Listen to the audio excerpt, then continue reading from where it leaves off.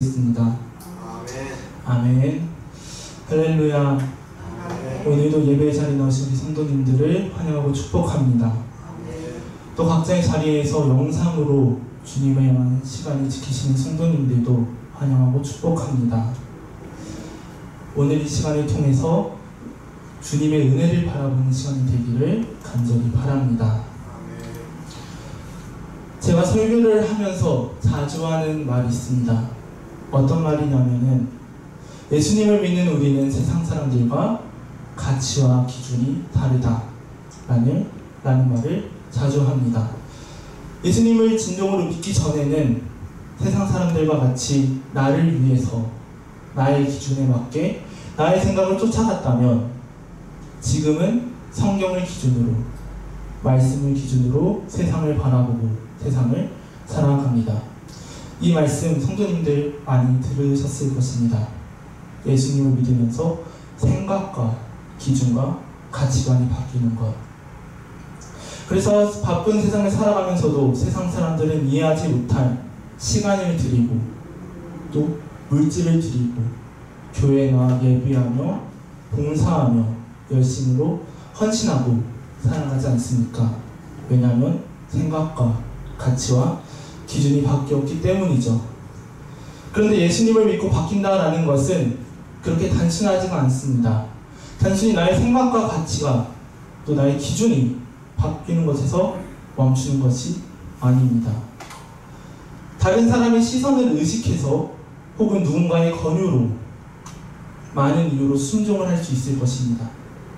하지만 그러한 이유로 순종을 하게 된다면, 그러한 이유로 바뀐 모습으로 살아간다면 그것은 시간이 얼마 지나지 않아서 불만이 될 수도 있고 나의 의가 될 수도 있고 하나님이 아닌 사람에게 인정받기 위한 과정이 될 것입니다. 정말로 예수님을 믿고 나의 생각과 가치와 기준이 바뀐 사람은, 그래서 정말 변한 사람은 예수님이 나에게 주신 은혜를 이유 삼아서 바뀌어갑니다.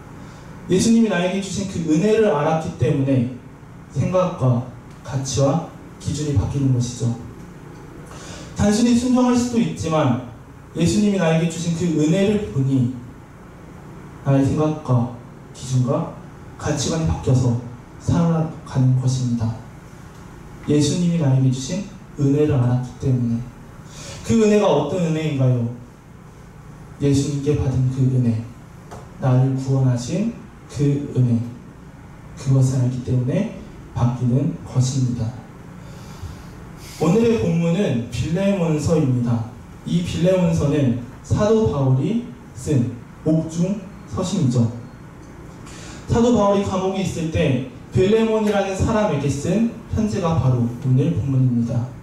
오늘의 본문을 간략하게 말씀드리자면, 빌레몬이라는 사람에게는 오네시모라는 종이 있는데 그 오네시모가 빌레몬으로부터 도망칩니다. 근데 그 오네시모가 도망칠 때 그냥 도망치지 않았습니다. 빌레몬의 재물을 단단히 챙겨서 도망친 것 같습니다.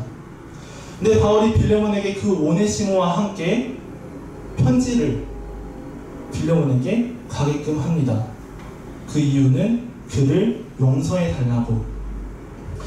너에게서 도망친 그 오네시모가 예수님을 믿고 우리에게 유익한 자가 되었으니 그를 용서하고 더 나아가서는 오히려 그를 잘해주라고 부탁하기 위해 편지를 썼는데, 그게 바로 오늘 본문인 빌레몬서입니다.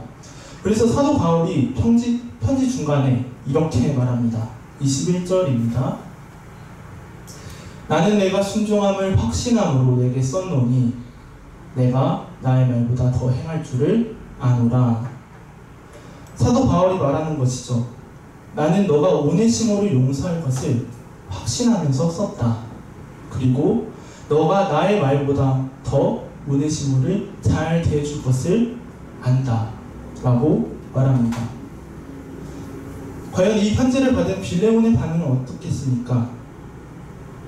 빌레몬서는 사도 바울이 빌레몬에게 보내는 편지여서 빌레몬의 그 반응을 알 수는 없지만, 이 사도 바울의 편지가 빌레몬과 함께 그 교회에 있던 성도들에게 전해지고 또 오늘날 이렇게 신약 성경에 포함되었다는 것을 볼 때 이 바울의 서신을 받은 빌레몬이 오네시모를 용서하고 그리고 사도 바울의 말처럼 그를 그리스도 안에서 형제로 받아주었다는 것을 저희는 알 수 있습니다. 성도님들은 어떠실 것 같습니까? 과연 이 빌레몬의 용서가 쉬웠을까요? 오늘의 본문인 이 빌레몬서는 그냥 얼핏 보면 예수님을 믿는 한 사람의 용서에 관한 이야기입니다. 그런데 이 빌레몬이라는 인물을 더 자세히 보면은 단순한 용서로 보이는 그 관점이 약간은 달라집니다. 그렇다면 빌레몬이 어떤 사람이었는지 1절과 2절 말씀을 통해서 먼저 보겠습니다. 제가 읽어드리겠습니다. 그리스도 예수를 위하여 갇힌 자 된 바울과 및 형제 디모데는 우리의 사랑을 받는 자요 동역자인 빌레몬과 및 자매 아비아와 및 우리와 함께 근사된 아키포와 내 집에 있는 교회에게 편지하노니. 먼저 말씀에는 없지만 빌레몬은 부자였습니다. 그 당시에 종을 소유한 집에 종을 거느린 부자였습니다. 그리고 1절 말씀을 보니 사도 바울이 우리의 사랑을 받는 자요 라고 말하고 있으며 더 나아가서는 동역자라고 빌레몬을 지칭하고 있습니다. 사도 바울이 아무나 사랑한다고 하지 않죠. 원어 성경을 보니 사랑을 받는 자에 대한 그 단어가 아가페토스라는 단어인데 사울이 이 아가페토스라는 단어를 누구에게 사용했는가를 성경을 보니까 골로새 교회를 설립한 에바브라라는 사람에게 사용했고 또 자신과 함께 동행했으며 자신의 삶을 도왔던 골로새서와 빌레몬서의 전달자인 두기고와 오네시모에게 사용했습니다. 그리고 더 나아가서는 자신의 주치의였던 누가에게도 이 단어를 사용했습니다. 앞서 말한 사람들의 공통점이 무엇입니까? 그리스도를 위해 복음을 전하는 일에 헌신적이었다는 것이죠. 그리고 그러한 말을 했던 사람들과 똑같이 빌레몬에게도 우리의 사랑을 받는 자요 라고 한 것입니다. 빌레몬 역시 앞선 사람들과 마찬가지로 복음 전파에 헌신적이었던 사람인 것입니다. 그러고 나서 동역자라고 말하는데 여기서 동역자는 주님의 말씀에 순종해서 복음을 전하는 일에 동역하는 사람을 가리킵니다. 바울은 빌레몬을 하나님 나라를 위해 헌신하는 동역자라고 지칭한 것입니다. 그리고 2절을 보니까 내 집에 있는 교회에게 편지한다 라고 말하고 있습니다. 빌레몬이 자신의 집을 교회로 내놓은 것이죠. 예수님 앞에 예배드리기 위해서 자신의 것을 기꺼이 내놓을 줄 아는 사람이 빌레몬인 것입니다. 또 5절 말씀도 보겠습니다. 주 예수와 인 모든 성도에 대한 내 사랑과 믿음이 있음을 들음이니. 빌레몬은 예수님에 대해서도 사랑과 믿음이 있었지만 예수님에서 멈추는 것이 아니라 모든 성도에게 있어서도 사랑과 믿음이 있던 사람입니다. 그리고 그것을 바울이 들었던 것이죠. 7절 말씀도 보겠습니다. 형제요 성도들의 마음이 너로 말미암아 평안함을 얻었으니 내가 너의 사랑으로 많은 기쁨과 위로를 얻었노라. 바울이 말하죠. 빌레몬아 너로 인해서 성도들의 마음이 평안함을 얻었다. 그리고 나도 너의 사랑으로 많은 기쁨과 위로를 받았다 라고 말합니다. 빌레몬은 사람들에게 평안함을 주는 사람이었고 기쁨과 위로를 주는 사람이었던 것입니다. 성경을 보니까 빌레몬은 예수님에게도 또 우리 사람에게도 믿음으로 사랑으로 올바른 사람이었던 것 같습니다. 오늘날의 기준으로도 이런 성도님들이 얼마나 많을지 저는 잘 모르겠습니다.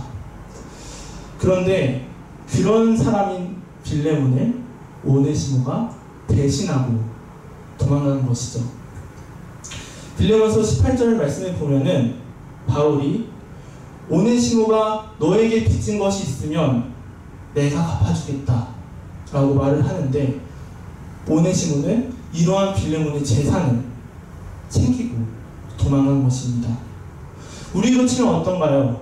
내가 예수님을 잘 믿고 있는데, 그리고 사람들에게도 잘하고 있는데, 한두 사람이 아니라 모든 사람에게도 잘하고 있는데, 내가 가장 믿는 사람인 종이 그냥 도망간 것도 아니고 나의 재물을 가지고 도망간 것입니다. 내가 나쁜 사람이라면은 그러려니 하겠다 할 수도 있지만, 내가 너무 괜찮은 사람이기에 누군가 나를 배신하면 더 충격을 받지 않겠습니까? 그런데 빌레몬은 그런 오네시모를 용서했습니다. 과연 빌레몬이라고 씌웠을까요? 빌레몬에게도 장애물은 있었을 것이에요. 먼저는 그의 감정입니다. 사람이기에 마땅히 가질 수 있는 그의 감정. 그의 감정이 용서에 있어서 장애물로 있을 것입니다. 화나는 감정.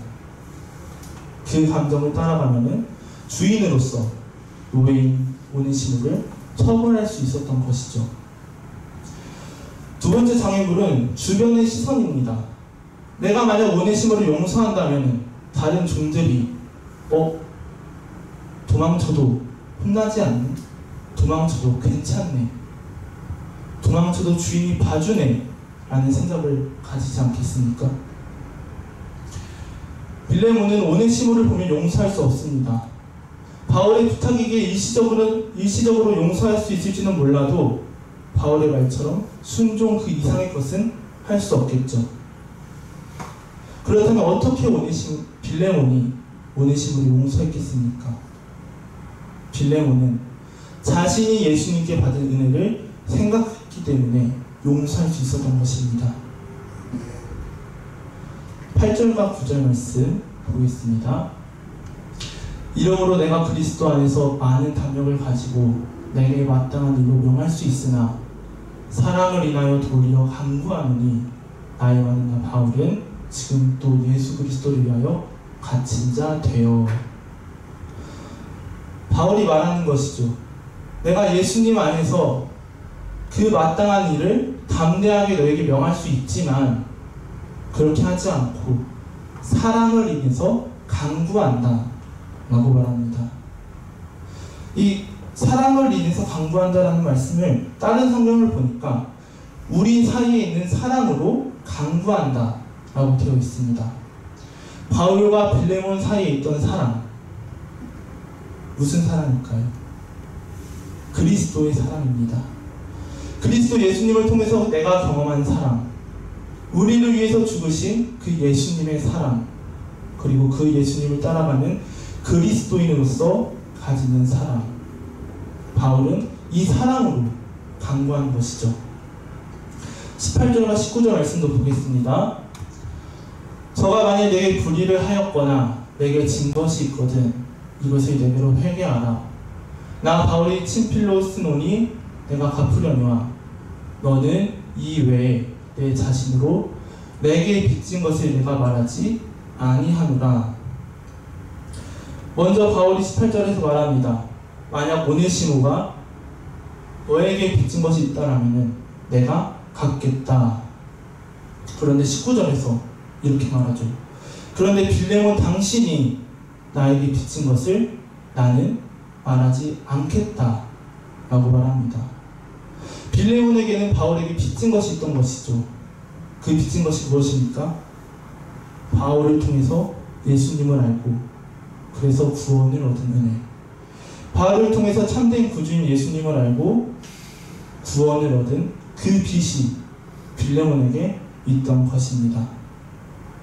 그래서 바울은 영원한 생명을 얻게 된 그 빚을 은근히 빌레몬에게 말하는 것이죠. 사람만 보면 빌레몬은 용서할 수 없습니다. 하지만 예수님을 보고 내가 예수님께 받은 그 은혜를 생각하니까 용서가 가능한 것입니다.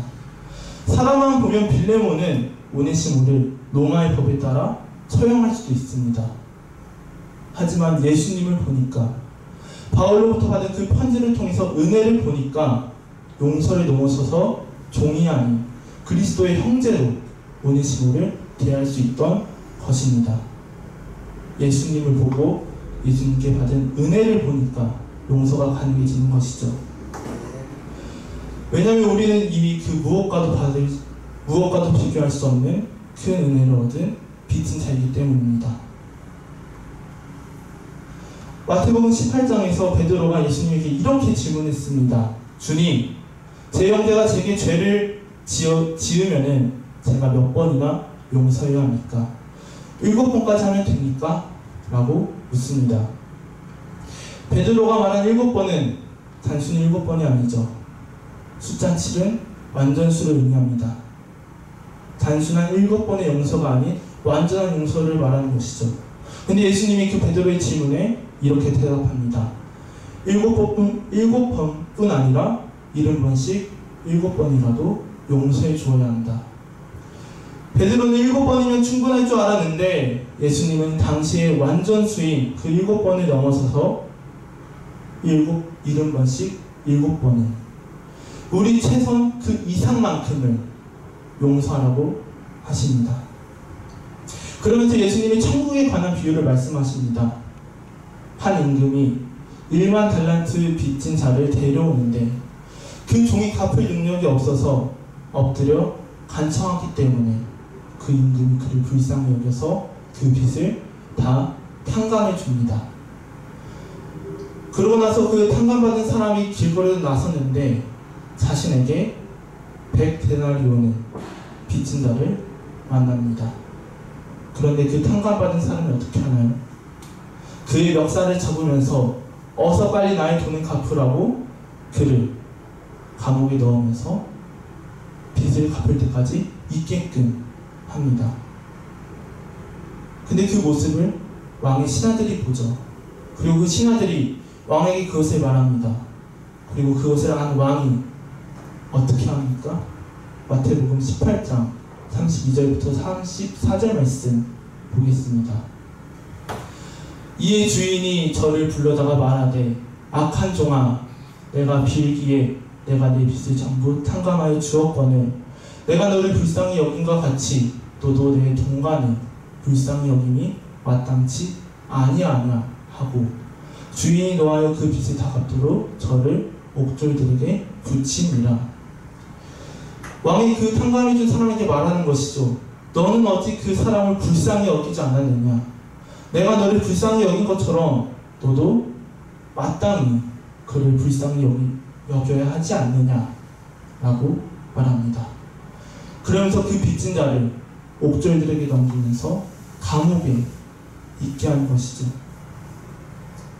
예수님의 이 비유가 무엇을 뜻하나요? 하나님께 은혜 받은 우리가 마치 탕감받은 사람이니 우리도 그 빚이 해결됨을 생각해서 그 빚에 너무나도 사소해 보이는 다른 사람의 잘못을 우리가 마땅히 용서해야 한다는 것입니다. 왜냐하면 우리는 빚진 자이기 때문이죠. 우리의 능력으로는 갚을 수 없는 그 빚을 예수님의 은혜로 탕감받았기 때문에 우리는 빚진 자인 것입니다. 이 말씀은 오늘의 본문에 나타나는 바울과 빌레몬에게만 해당되는 것이 아닙니다. 우리에게도 마찬가지죠. 우리가 생각과 상식과 기준과 그 행동을 우리의 것이 아닌 성경의 기준에 맞춰 살아가는데 그렇게 살아갈 수 있는 이유가 우리가 받은 그 은혜를 생각할 때 살아갈 수 있는 것이에요. 예수님께 받은 은혜가 너무 커서 예수님께 받은 은혜가 그 무엇과도 비교할 수 없어서 그 은혜를 보고 우리의 모습이 바뀌어갈 수 있는 것입니다. 그 은혜를 생각하니 빌레몬처럼 오네시모를 용서할 수 있고 나를 향한 그 예수님의 은혜를 바라보니 내가 시간과 물질과 나의 열심을 예수님께 드릴 수 있고 나를 향한 그 주님의 은혜를 바라보니 바쁘고 힘든 이 세상 속에서도 예수님을 바라보며 살 수 있는 것입니다. 은혜를 바라봤을 때, 은혜를 생각했을 때 우리는 그렇게 살 수 있는 것입니다. 다른 말로 해본다면 내가 용서할 수 없는 그 사람을 용서한다는 것은 내가 하나님께 받은 그 은혜를 드러내는 삶을 사는 것입니다. 세상 속에서 하나님을 바라보고 살아간다는 것은 나의 시간과 물질을 하나님께 드린다는 것은 내가 하나님께 받은 그 은혜를 나의 삶 속에서 드러내며 살아간다는 것이죠. 내가 믿는 예수님을 드러내는 삶이고 내가 믿는 그 예수님께 받은 은혜를 드러내는 삶인 것입니다. 그러면 저희는 저희에게 스스로에 질문할 수 있습니다. 먼저는 내가 받은 은혜는 무엇이 있는가? 그리고 그 은혜가 있다면 그 은혜를 주신 예수님이 나의 삶 속에서 드러나는가? 이 질문을 스스로 할 수 있습니다. 저희가 받은 은혜가 어떤 것이 있습니까? 너무나도 많은 은혜가 있지만 죽을 수밖에 없는 우리가 구원받은 은혜. 누구보다 높으신 분이 나를 구원하기 위해서 누구보다 낮은 모습으로 오셔서 조건 없이 준 그 은혜가 있습니다. 그렇다면 내가 받은 그 은혜가 나에게 은혜를 주신 그 예수님이 저희 삶 속에 드러나나요? 내가 믿는 그 예수님의 은혜가 드러나는 삶을 살고 계십니까? 만약 우리 삶에서 예수님이 드러난다면 그리고 그 은혜를 생각함으로 살아간다면 참으로 감사합니다. 왜냐하면 그 사람은 예수님의 향기를 풍기며 예수님을 따라가는 삶을 살기 때문이죠. 하지만 반대로 그 은혜가 드러나지 않는다면 우리는 우리 자신을 한번 점검해 봐야 합니다.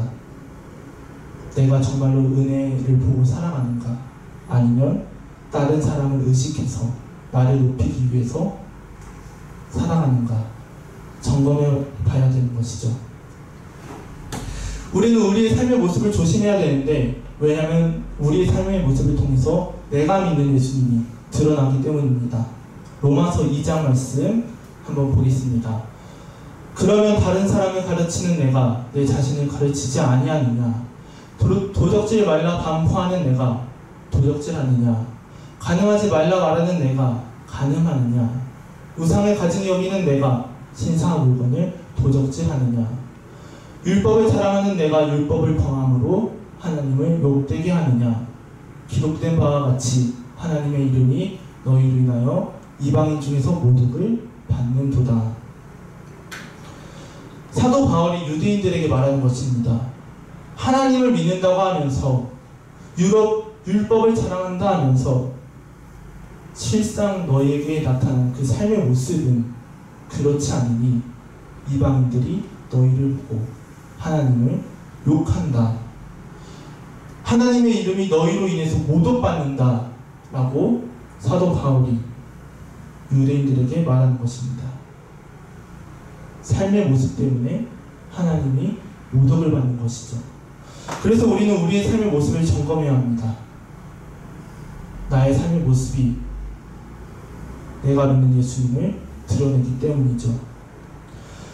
빌레몬은 용서할 수 없는 오네시모를 용서했고 그리스도 안에서 자신의 형제로 대했습니다.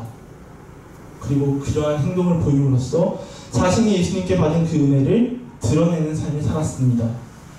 저와 성도님들이 이 빌레몬과 같이 예수님을 드러내는 삶을 살아가길 바랍니다.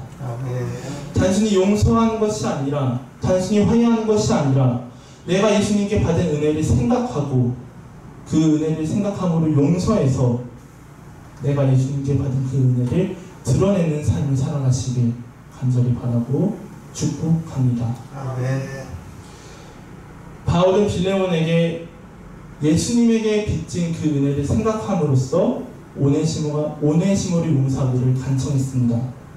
그런데 바울은 그 용서하는 일을 예수님의 은혜를 생각해서 오네시모를 용서하는 일을 이렇게 말하고 있습니다. 8절 말씀 보겠습니다. 이러므로 내가 그리스도 안에서 많은 담력을 가지고 내게 마땅한 일로 명할 수 있으나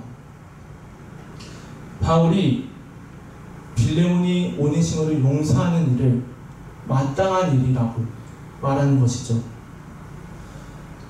아까 앞서 본 빚진 자의 그 비유에서도 왕이 탕감받은 사람에게 내가 너를 불쌍히 여긴 같이 너도 그 사람을 불쌍히 여기는 것이 마땅치 아니하냐 라고 말했습니다. 용서하는 것이 마땅한 것이라는 것이죠. 은혜를 생각하면 오네시모를 용서하는 것이 마땅한 것입니다. 내가 탕감받은 그 빚을 생각하면 100데나리온 빚진 자를 용서해 주는 것이 마땅한 것입니다. 근데 이 마땅한 것이 쉽지가 않죠.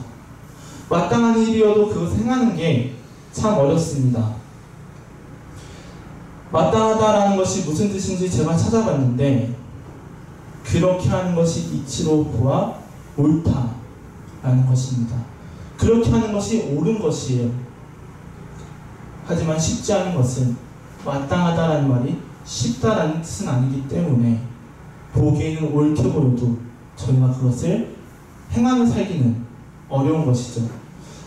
이것은 우리 일상생활에서도 마찬가지입니다. 학생을 예시로 든다면 학생이 모범생이 되기 위해서는 어떻게 해야 됩니까?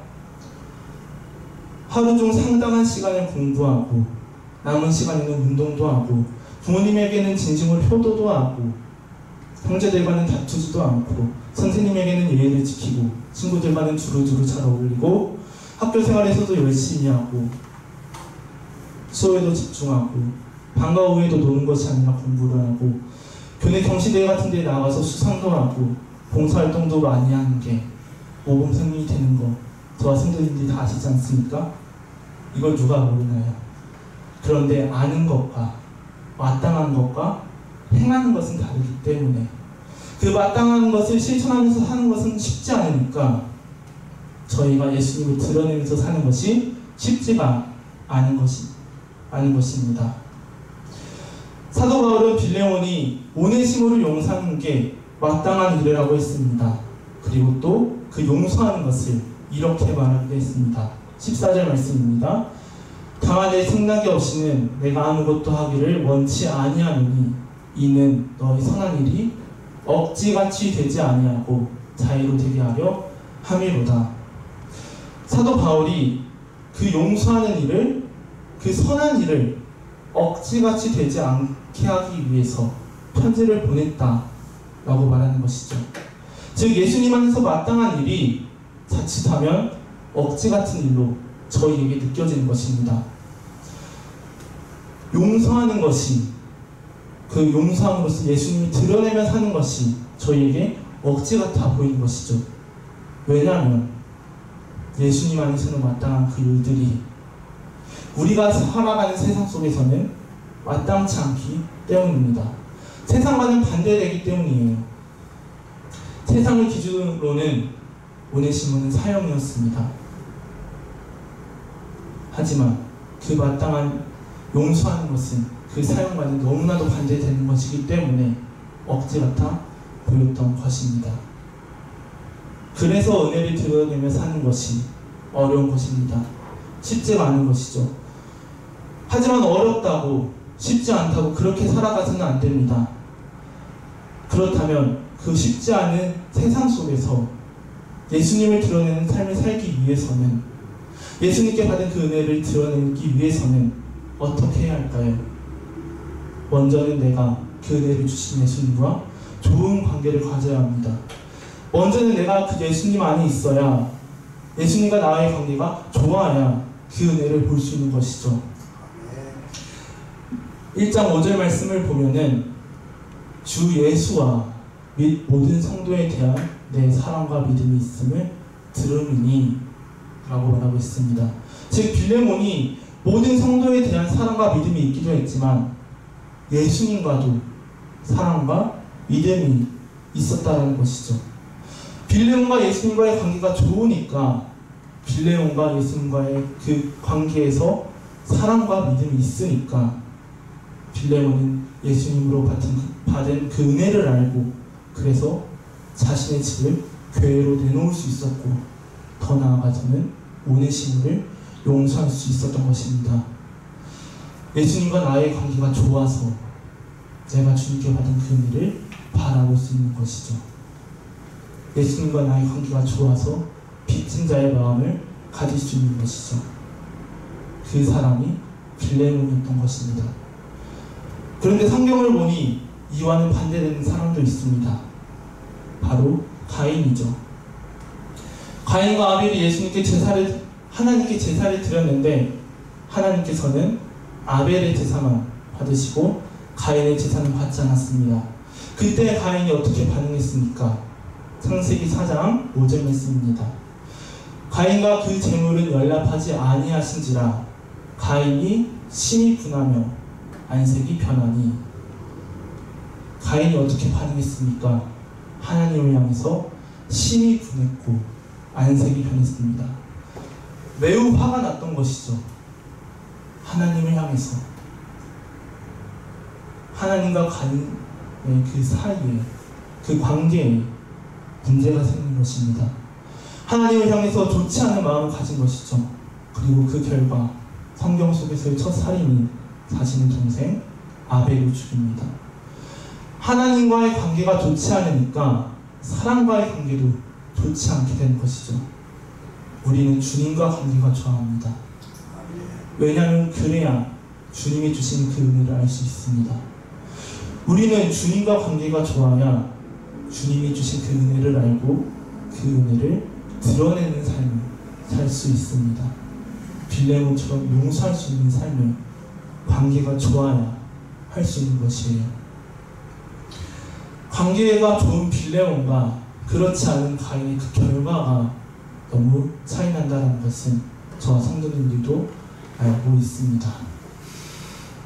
저와 성도님들은 만만치 않은 세상을 살아가고 있죠.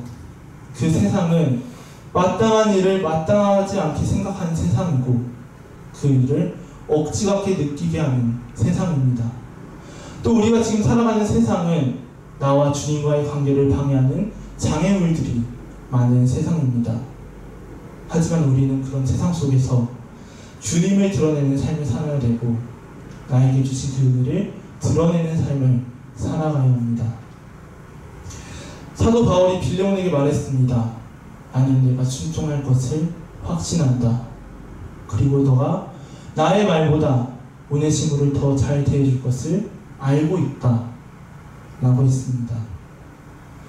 사도 바울이 빌레몬에게 한 이 말이 예수님께서 저희에게 하신 말 같지 않습니까?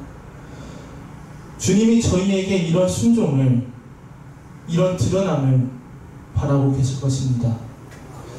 예수님의 은혜를 아는 저희가 빌레몬과 같이 순종할 것을, 더 잘할 것을 예수님은 저희를 향해 원하고 계십니다. 저와 성도님들이 이 빌레몬처럼 주님을 드러내는 삶, 주님께 받은 그 은혜를 드러내는 삶이 살아가길 바랍니다. 아멘. 주님과 관계가 좋기 위해서 애쓰고, 그래서 주님이 주신 그 은혜를 바라봐 저희 삶 속에서 그 주님을 드러내는 삶을 살아가기를 간절히 바랍니다. 아멘.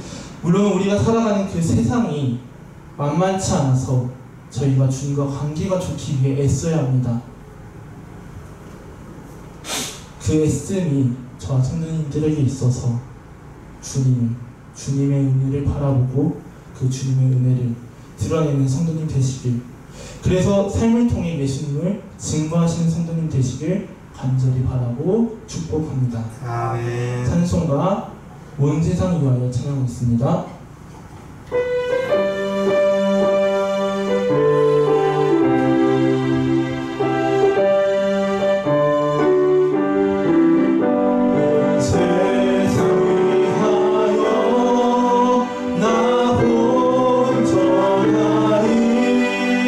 만 백성